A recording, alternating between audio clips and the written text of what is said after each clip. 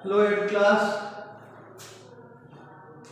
देखो हम प्रश्नावली कर रहे थे 8.3 है ना, इसके 6 प्रश्न हो गए थे हमारे। अब 7वां प्रश्न करेंगे किसका, प्रश्नावली 8.3 का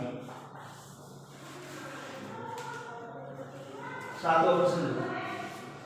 7वां प्रश्न है कि मारिया ने किसी व्यापार में 8,000 रुपए का निवेश किया।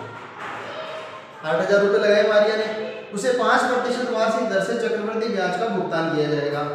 दर होगी 5% और ब्याज कैसा होगा, चक्रवृद्धि। यदि ब्याज वार्षिक रूप से संयोजित होता है, प्रश्न की शर्त आ गई हमारे सामने, क्या है, वार्षिक है ब्याज, है ना। तो 2 प्रश्न है इसमें। पहले तो ये बताओ कि 2 वर्ष के अंत में उसके नाम से जमा की गई राशि ज्ञात करो। 2 वर्ष बाद में कितने रुपए बन जाएंगे वो, यानी कि मिश्र धन कितना हो जाएगा, total amount of after 2 years क्या होगा, है ना। तो एक तो अपने को मिश्र धन ज्ञात करना है 2 साल बाद में। दूसरा प्रश्न है इसमें कि तीसरे वर्ष का ब्याज बताओ, केवल तीसरे वर्ष में कितना ब्याज मिलेगा। ठीक है, तो जितने पैसे उसने निवेश किए, यानी जो राशि उसने निवेश में लगाई, वो क्या हो गया, उसका मूलधन हो गया। तो प्रश्न में मूलधन कितना हो गया हमारे पास में 8,000। ठीक है, और दर कितनी है 5%। ठीक है, और प्रश्न की शर्त जो है ना वो है वार्षिक। अब जब शर्त वार्षिक हो तो समय और दर अपरिवर्तित रहती है, यानी कि समय और दर में कोई भी परिवर्तन हम नहीं करते हैं, जैसे अर्धवार्षिक और त्रैमासिक की स्थिति में करते हैं। जब शर्त अर्धवार्षिक होती है तो समय दुगुना और दर आधी कर देते हैं, है ना। जब ईयरली हो, एनुअल हो, वार्षिक हो, तो इस स्थिति में कोई भी परिवर्तन नहीं होता है ना। तो पहला प्रश्न जो है वो ये है कि 2 वर्ष के अंत में उसके नाम से जमा की गई राशि। पहले प्रश्न के लिए समय क्या हो जाएगा हमारा 2 वर्ष। तो सबसे पहले अपने को याद क्या करना है, उसका मिश्र धन। मिश्र धन तो याद करेंगे, कुल राशि कितनी बन गई, और इसका सूत्र मूलधन इंटू 1 प्लस दर बटे 100 की घात समय। मूलधन कितना है 8,000 इंटू 1 प्लस दर हो गई 5% बटे 100, समय हो गया 2 वर्ष 8,000। अब ये हल करना बता चुका हूं कई प्रश्नों में, अब सीधा हल कर रहा हूं इसको।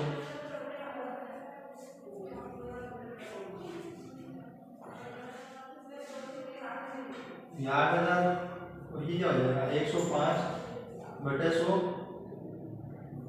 इंटू 105 बटे 100। ये 2 है ना, तो दोबारा में खोल दिया हमने, 1 2 जीरो से 2 जीरो कट गए, इस जीरो से मेरा ये जीरो कट गया, है ना।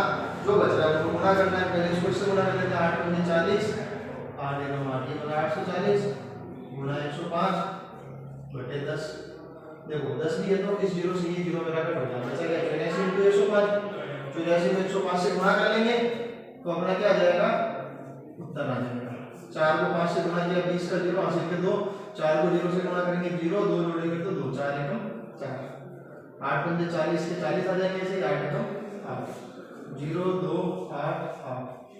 यानी 2 वर्ष बाद में उसके नाम से जमा की गई राशि कितनी हो जाएगी 8,820 रुपए। कितनी हो जाएगी 8,820 रुपए। अब इसी के अंदर में जो दूसरा प्रश्न है ना, इसी प्रश्न में दूसरा प्रश्न है, वो ये कह रहा है हमसे कि तीसरे वर्ष का ब्याज ज्ञात करो। तो तीसरे वर्ष का ब्याज बताने के लिए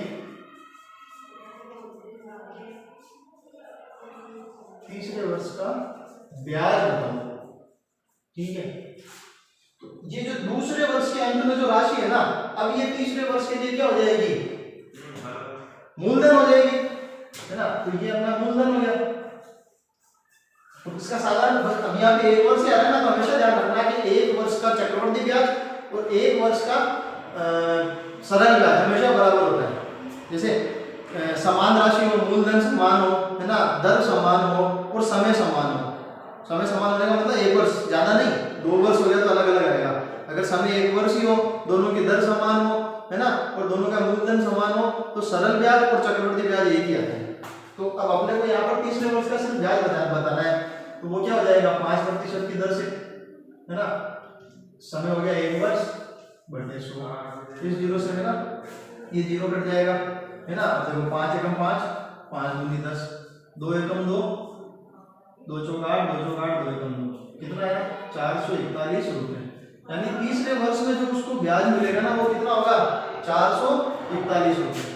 ठीक है, तो ये हो गया हमारा 7वां प्रश्न। अब 8वां प्रश्न देखो, 10,000 रुपए पर 1.5 वर्ष के लिए 10% वार्षिक दर से चक्रवृद्धि ब्याज और कुल राशि ज्ञात कीजिए। यानी ब्याज भी बताना है और मिश्र धन भी बताना है कुल राशि का, जबकि ब्याज अर्धवार्षिक संयोजित होना है। और शर्त आगे प्रश्न की अर्धवार्षिक, क्या यह ब्याज उस ब्याज से अधिक होगा जो उसे वार्षिक रूप से संयोजित करने पर प्राप्त होगा।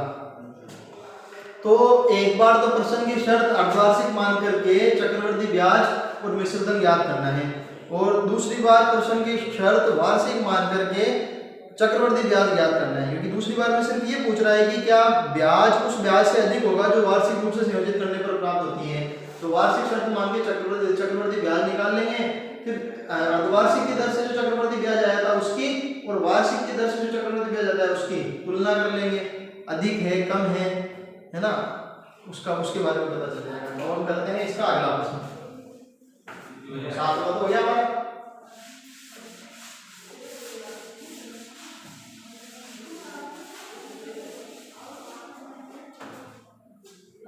8वां प्रश्न है। 8वें क्वेश्चन में पहले हम मूलधन देखो, मूलधन दे रखा है हमको 10,000। फर्स्ट टाइम सीधी शर्त लिखेंगे हम। पहले शर्त क्या है अर्धवार्षिक, प्रश्न की शर्त हो गई अर्धवार्षिक। दर दे रखी है हमें 10%। जब शर्त अर्धवार्षिक हो तो दर में 2 का भाग लगा देते हैं, 5% हो गई। और समय दे रखा है 1.5 वर्ष। 1.5 वर्ष है ना, तो 2 एकम 2 और 1 3/2। और समय को क्या कर देते हैं दुगुना, यानी 2 से गुणा, 2 से 2 कट हो गया, तो समय आ गया मेरा 3 वर्ष। और इसकी सहायता से हम इस पे एक बार इसका मिश्र धन और चक्रवृद्धि ब्याज दोनों ज्ञात करेंगे। सबसे पहले मिश्र धन बराबर मूलधन इंटू 1 प्लस दर बटे 100 की घात सम। मूलधन कितना है 10,000, ठीक है, 1 प्लस दर हो गई 5 बटे 100 की घात 3। तो देखो ये 10,000 इंटू 100 प्लस 5 बटे 100 की घात 3 है ना। अब यहाँ से जब हम इसको हल करते हैं तो एक चीज तो हमारे पास में ये आती है 105 बटे 100 इंटू 105 बटे 100 इंटू 105 बटे 100 घात 3 है, तो 3 बार बोल दिया हमने।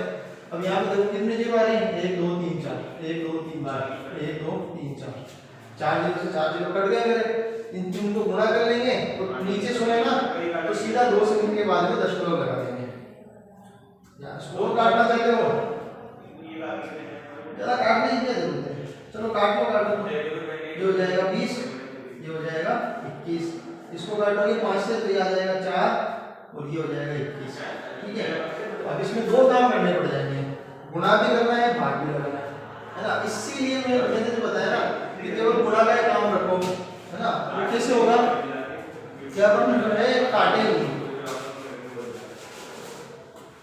जैसे कि यहाँ पे क्या था 105 बटे 100 और 105 बटे 100, 2 जीरो से 2 जीरो कट गए थे। अब क्या करेंगे इन तीनों का गुणा कर लेंगे और पीछे से 2 संख्या के बाद में दशमलव लगा देंगे, तो सीधा ये अपना उत्तर आ जाएगा। फिर वो गुणा कर लेते हैं पहले 105 को पहले 105 से गुणा करो, 5 25, 5 एकम 5, 3 0, फिर ये 105, 5 2 10 का 0 हासिल का ये 3, फिर एक बार और 105 इसका गुणा 105 से करेंगे, 5 25 के 5 हासिल के 2, 5 दूनी 10 और 2 12 हासिल का ये क्या जाएगा 5 एकम 5 और 5 एकम 5, 0 1 2 3 4 5 बार है, 1 2 3 4 और 1 5, फिर 1 है तो 1 की संख्या जाएगी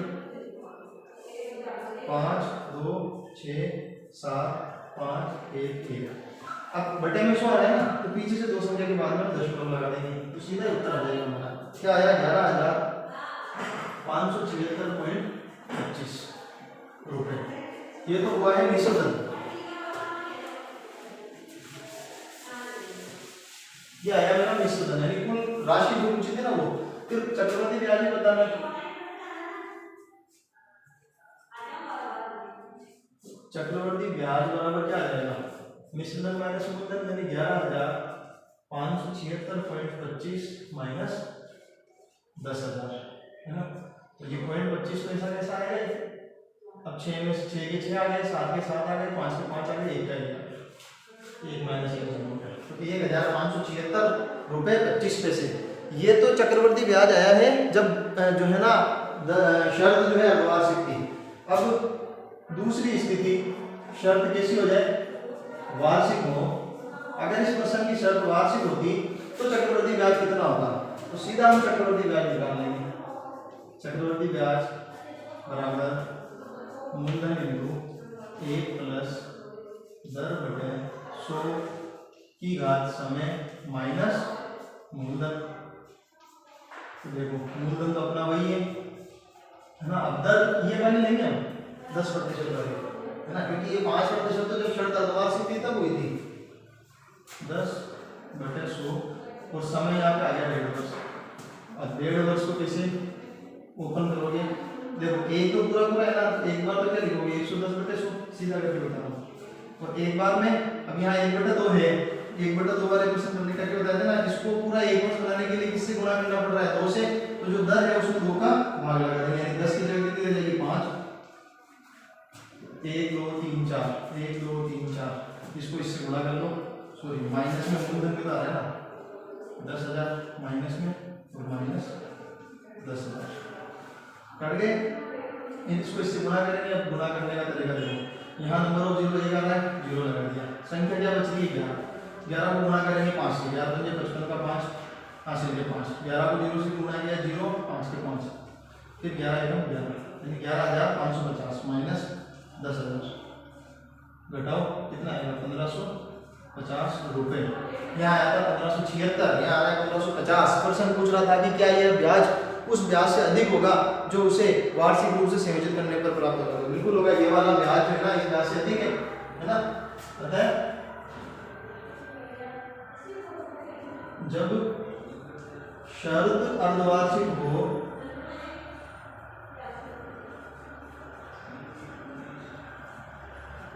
तो अधिक ब्याज प्राप्त होगा। ठीक है, कितना अधिक होगा ये भी निकाल लो, माइनस 1,550 कितना आ जाएगा 26 रुपये 25 पैसे, 26 रुपये 25 पैसे में अधिक ब्याज प्राप्त होगा। ये था अपना 10वां प्रश्न, 9वां प्रश्न सॉरी। अब है ये, अब आएगा 8वां था सॉरी 9वां प्रश्न जो है ना, अब तुम्हें खुद करना है HW में। यदि राम 4,096 रुपये 18 महीने के लिए 12.5% वार्षिक दर से उधार देता है तो ब्याज अर्धवार्षिक संयोजित होता है। तो ज्ञात कीजिए कि राम को कितनी रकम राशि देगा। मिश्रधन ज्ञात करना है, 18 महीने है, पहले 2 से गुणा करोगे 36 महीने हो जाएंगे, 36 महीने के 3 साल हो जाएंगे, 12.5% है दर, है ना। तो दर में क्या करते हैं, आधी करते हैं ना, 12.5% दर दे देंगे इस क्वेश्चन में। तो 12.5% पहले तो ये मिश्रधन की सरलीकरण बनाओगे तो 25/2 बनेगी। ठीक है, अब इसमें जब 2 का भाग लगाओगे तो क्या बन जाएगी 25/4, ये लेकर के कर लेना। 25/4 तो तुम्हारी दर हो जाएगी और समय जो है 3 वर्ष हो जाएगा। बस मिश्रधन ज्ञात करना है। अब 10वां 11वां प्रश्न है ना, ये वृद्धि दर वाले प्रश्न है। शुरुआत में जब सूत्र लिखाए थे वृद्धि दर में वृद्धि कमी वाले, तो अब ये प्रश्न मैं कल कराऊंगा 10वां और 11वां। ठीक है, यहाँ तक समझना है। Thank you.